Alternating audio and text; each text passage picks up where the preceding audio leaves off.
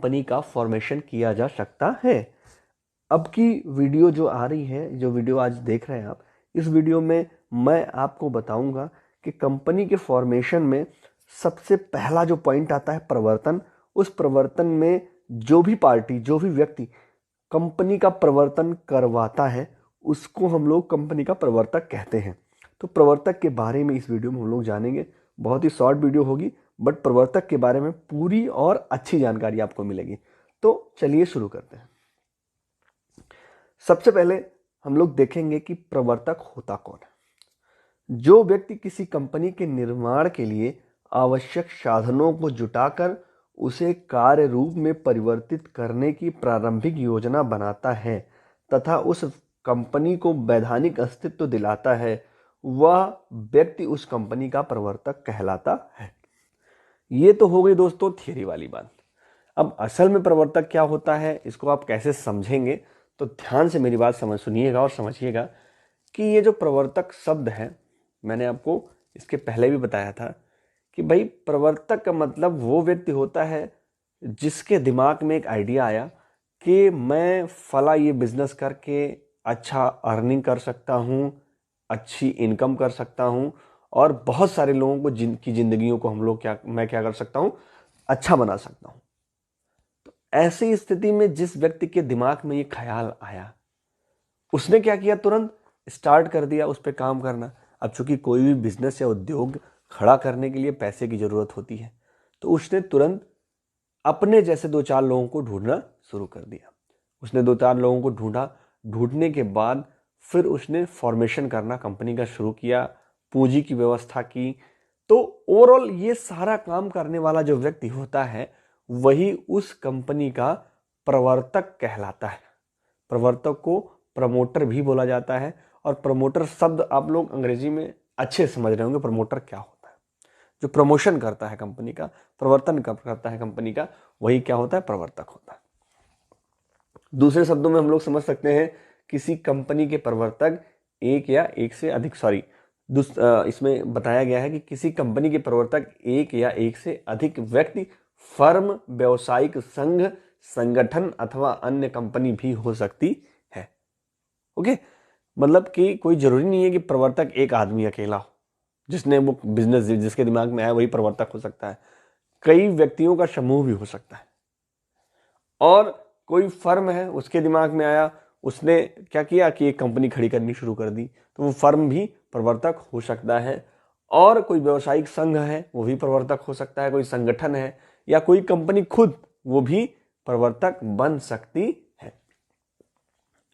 Overall हम लोग समझने का प्रयास करें, समझेंगे कि सामान्य शब्दों में प्रवर्तक से तात्पर्य ऐसे व्यक्ति से है जो उस प्रक्रिया को चालू कर देते हैं जिसके द्वारा कंपनी अधिनियम उन्हें एक निगमित कंपनी के निर्माण योग्य बना देता है।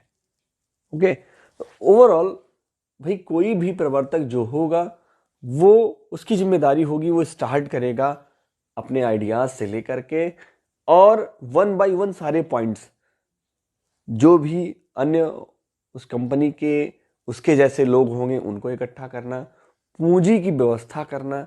पूंजी हो गई तो भैया फिर चलो फॉर्मेशन करो, कंपनी के जो भी डॉक्यूमेंट्स है उसको तैयार करो, और डॉक्यूमेंट्स तैयार हो गए तो फिर उसका रजिस्ट्रेशन कराओ, रजिस्ट्रेशन तैयार हो गए तो फिर व्यापार शुरू करने का प्रमाण पत्र लो और व्यापार को शुरू करो। इतना सारा काम प्रवर्तक को करने पड़ते हैं। ओके, तो ऐसे किसी व्यक्ति को हम लोग क्या कहते हैं, प्रवर्तक कहते हैं। आगे बढ़ते हैं थोड़ा सा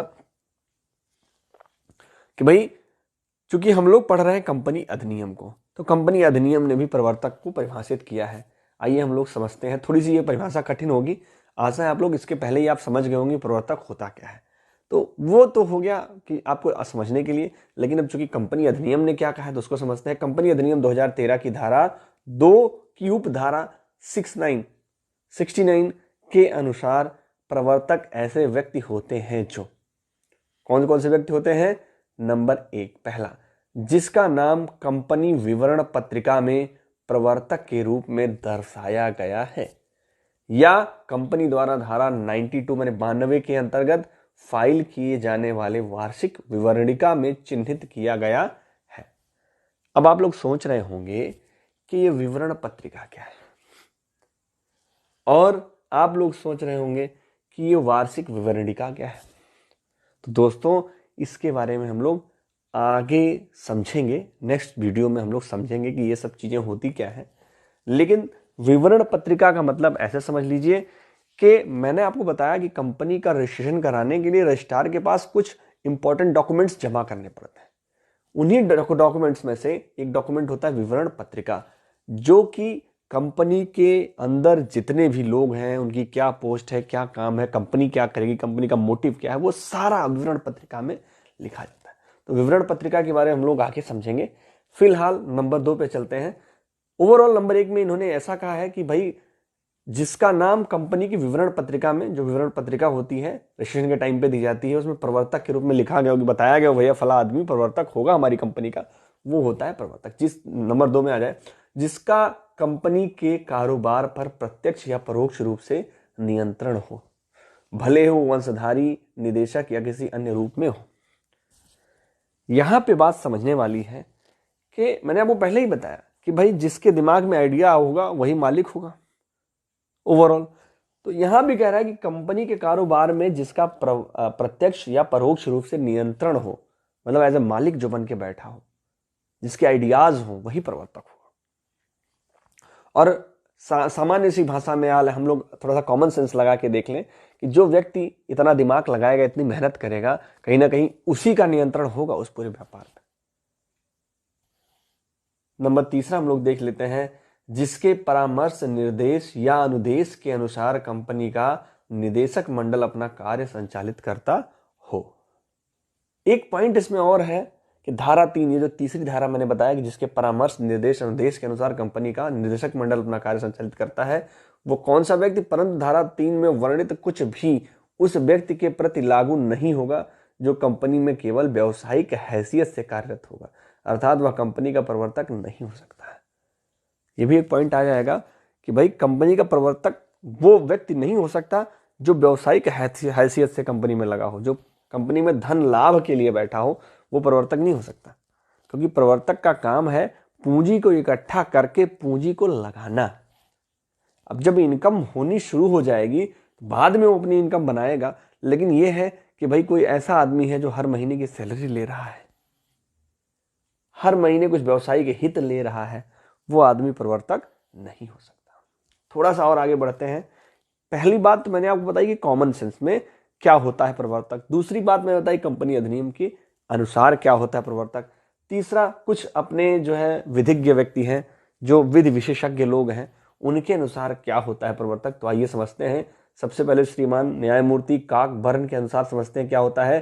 किसी कंपनी के प्रवर्तक वे एक या अनेक व्यक्ति होते हैं, यहां भी इन्होंने कहा एक या अनेक व्यक्ति हो सकते हैं प्रवर्तक, जो किसी निश्चित उद्देश्य के आधार पर कंपनी का निर्माण करके उसे चालू करते हैं, स्टार्ट करते हैं कंपनी को, तथा उस उद्देश्य की पूर्ति के लिए आवश्यक कार्रवाई करते